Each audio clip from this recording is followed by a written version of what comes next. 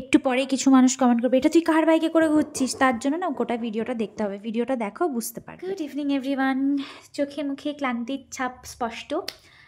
আজকে অষ্টমী, এখানে পুজোর আমেজটা খুব একটা গায়ে লাগেনি, জাস্ট বিকজ বাড়ির থেকে অনেকটা দূরে আছি, কিছুই বুঝতে পারছি না যে পুজো কবে শুরু হলো, প্রায় শেষ হতে গেল, কোনোটাই বুঝতে পারছি না। বাট স্টিল আজকে অষ্টমী, আর জানতে পেরেছি এখানে একটা পুজো হয়, সো ওখানেই যাবো। আর ওখানে আজকে ইমন চক্রবর্তীর একটা কনসার্ট আছে, সো তার জন্য লেটস গেট রেডি। যথাযথ রেডি হওয়ার সময় ভিডিও করতে ভুলে গেছি, র্যাপিডোতে উঠে মনে পড়েছে আমি ভিডিও করছিলাম।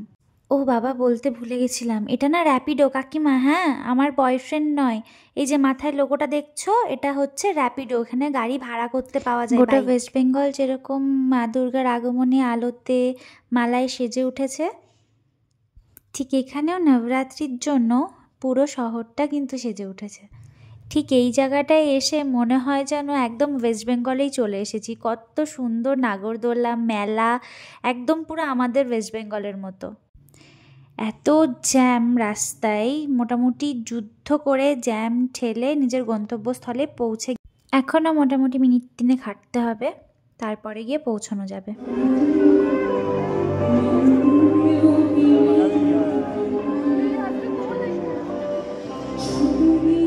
Still now I can't believe that I'm listening her live, but তাও এখানে গোটা প্যান্ডেলটা কভার করে তবে গিয়ে কনসার্টের ওখানে পৌঁছানো যাবে। এটা ভিড়টা দেখো জাস্ট একবার। ফাইনালি অনেকটা হেঁটে তারপর এখানে আসতে পেরেছি, আর এত ভালো লাগছিল বিকজ এই বছরের এটা আমার প্রথম দেখা ঠাকুর। মুখটা কি সুন্দর লাগছে।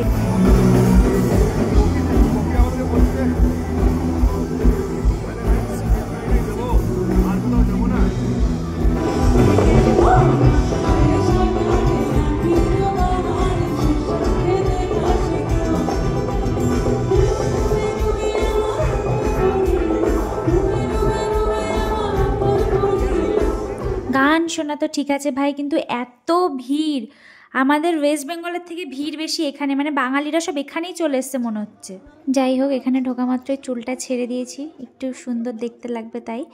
কিন্তু খুব খিদে পাচ্ছে, এখানে একটু খাবার খুঁজতে খুঁজতে এমন একটা জিনিস চোখে পড়েছে ভাই, তোমাকে দেখাই।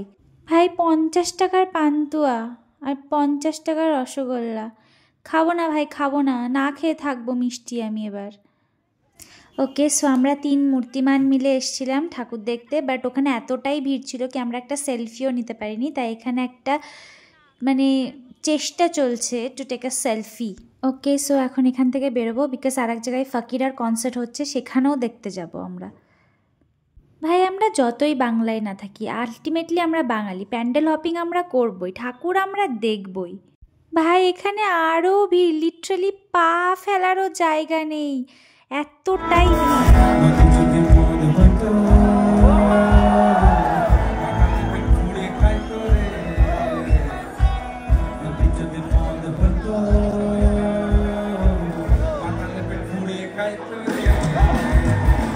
গান শুনতে শুনতে পেছনে ঘুরে দেখি এইখানে একটু করে ঠাকুরের মুখটা দেখা যাচ্ছে, ঠাকুরটা খুবই সুন্দর লাগছে।